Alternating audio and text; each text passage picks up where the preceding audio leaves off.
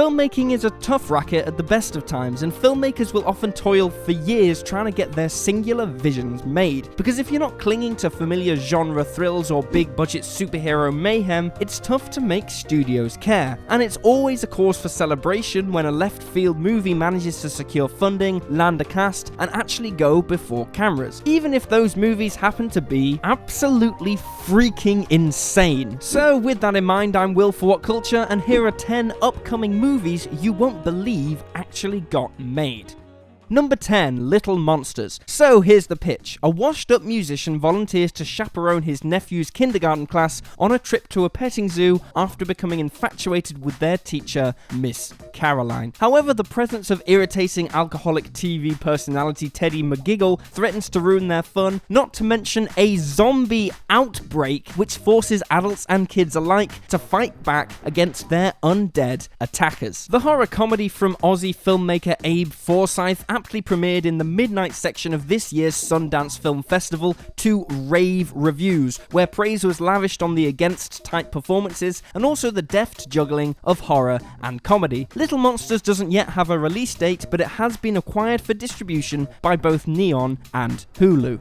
Number 9, Slacks. So here's the pitch. A possessed pair of jeans starts killing off the staff members of a trendy clothing store, forcing plucky sales clerk Libby to put a stop to its murderous rampage. Slacks' hilariously bonkers premise proves immediately reminiscent of the masterfully balmy 2010 comedy horror Rubber, which saw a sentient tire use its psionic abilities to kill the citizens of a remote desert town. And while it seems like Slacks is taking a broader and less surreal approach to its concept, it still gives off a pretty demented vibe in its own right. No word yet on exactly how the genes kill their victims, but hopefully it'll be equally imaginative and grotesque. Filming took place earlier this year under indie filmmaker Elza Kephart, with a release tentatively planned for later this year.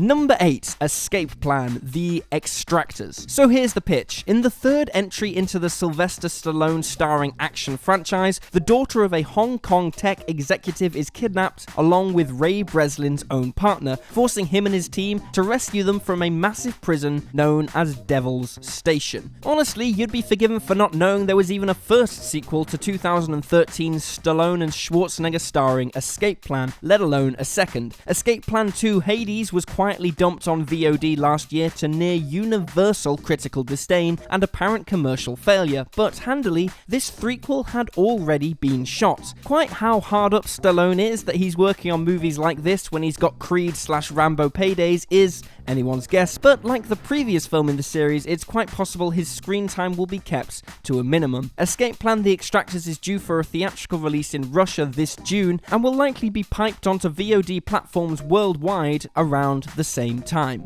Number 7, The Fanatic. So here's the pitch. An obsessive film fan named Moose stalks his favourite action hero, Hunter Dunbar, and ultimately attempts to ruin his life, and it's directed by Limp Bizkit's Fred Durst. Shot last year under the title Moose, The Fanatic is reportedly based on the true events in Durst's life, where he had to deal with a persistent and intrusive stalker. Though it's impossible to imagine how this movie ever got funded, with Travolta in the lead role, it's one of his most interesting projects in quite a long time. With his absurd costume and comical hairpiece, the actor certainly seems to be giving himself over fully to Durst's vision. Given Durst's prior films, this is actually his third directorial effort, it is reasonable to expect a messy end result, but hopefully it'll at least give Travolta the floor to deliver a truly dynamic performance. The Fanatic isn't yet slated for release, but it'll probably end up on VOD within the next few months. Number 6, Jay and Silent Bob Reboots. So here's the pitch. After plans for a Bluntman and Chronic movie reboot are set in motion, Jay and Silent Bob once again travel to Hollywood to stop it from being made. Kevin Smith announces so many projects that never come to fruition, like Mallrats 2, Clerks 3, and Moose Jaws, that it's sensible never to get too excited about a Smith joint until it's finally in the can. Well, his Jay and Silent Bob reboot wrapped late last month after a brisk 21-day shoot, and going by the few plot plot details we know, it seems primed to be a gloriously meta reboot sequel that deconstructs the very notion of Hollywood's obsession with reboots. Despite the evidently low budget, the cast for the thing is insane, with many Askewniverse regulars returning. Though it is entirely possible this film will get overly carried away with being a shameless nostalgia trip, that'll likely be music to the ears of Smith's fans, who haven't exactly had much prime material from him to enjoy in recent years. Number 5, Pinocchio. So here's the pitch. It's a live-action adaptation of the original Pinocchio story, directed by the acclaimed Italian art house filmmaker Matteo Garrone, and starring Robert Benigni as Pinocchio's creator. There are numerous Pinocchio movies in development right now, but this one is by far the most peculiar, and also the most interesting. Garrone, best known for his black comic dramas, is a left-field choice to direct a story remembered for its sprightly Disney adaptation, as his take will clearly be aiming for a more gritty, grounded, and realistic style. But what's truly galling about this Pinocchio is the casting of Benigni. After all, the actor famously directed his own disastrous Pinocchio movie in 2002, where he misguidedly cast his 49-year-old self in the title role. The creepy misfire of an end result effectively killed Benigni's mainstream popularity, so he's presumably hoping that a director of Garrone's caliber might allow him to deliver something of a cinematic apology to audiences. At the very least, a now mid-60s Benigni is certainly well suited to the role of Geppetto, and given Garrone's tendency towards storytelling both imaginative and bleak, this should be like no Pinocchio story audiences have ever seen. It's currently wrapping up filming, so we can hopefully expect a release within the next 12 months. Number 4, I Am Mother. So here's the pitch. A teenage girl is raised underground by a robotic mother tasked with repopulating the world following an extinction event above ground. However, the arrival of a blood-soaked woman casts doubt on the robot's mission, and so the girl starts to question everything she knows. Alongside its wacky premise, it had a few production stumbles, but I Am Mother premiered at Sundance earlier this year to strong reviews, largely praising the offbeat writing, direction, and performances across the board. Netflix has since acquired it for international distribution, with a release date set for June 7th. Number 3, Paradise Hills. So here's the pitch. Uma wakes up in Paradise Hills, a reform school for wayward young women situated on a remote Mediterranean island and overseen by the villainous Duchess. It doesn't take long before Uma and her new friends discover that the facility conceals some grim secrets. The directorial debut of Spanish filmmaker Alice Waddington, Paradise Hills looks pretty damn insane, taking a quartet of on-the-rise actresses, dressing them up in ridiculous corsets, and having them smash the patriarchy to bits over the course of 95 minutes. Reviews have been divisive since its Sundance premiere, but there have been consistent praise for its strong visuals, alluring costumes, and intriguing dystopian vision. Several reviews have referred to it as a sort of punk rock remix of The Handmaid's Tale, which is really all that needs to be said. Sold.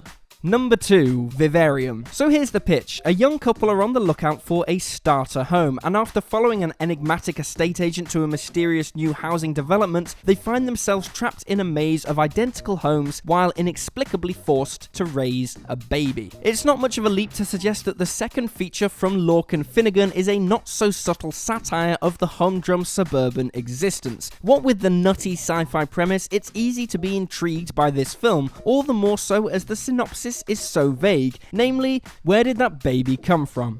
Number 1, The Onaneer Club. So here's the pitch. The latest film from the human centipede's Tom Six, revolving around a group of successful women in Hollywood who derive sexual gratification from the misery of others. In case Six's previous directorial efforts haven't tipped you off, the first trailer suggests a disturbing shock horror film, with the women shown masturbating to footage of the 9/11 attacks, because reasons. It still remains to be seen which direction the plot might go, or how the hell Six actually got this film funded. Critical scorn is basically inevitable, but for Six's cult of fans, it'll surely deliver the deranged goods. There's no word yet on when it might end up on VOD, but given that shooting was completed a good while ago, it'll likely release sometime in 2019.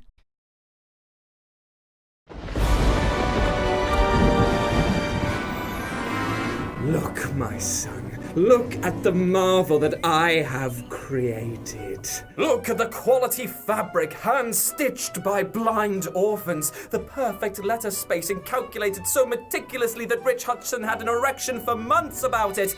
And a colouring so deep that I had to buy the dye off the dark web. Oh no, the beast has grown angry, angered by our drab fashion choices. I am such a fool to think that it wouldn't try to infect us with its perfect design. Quick, we must do something to appease the beast.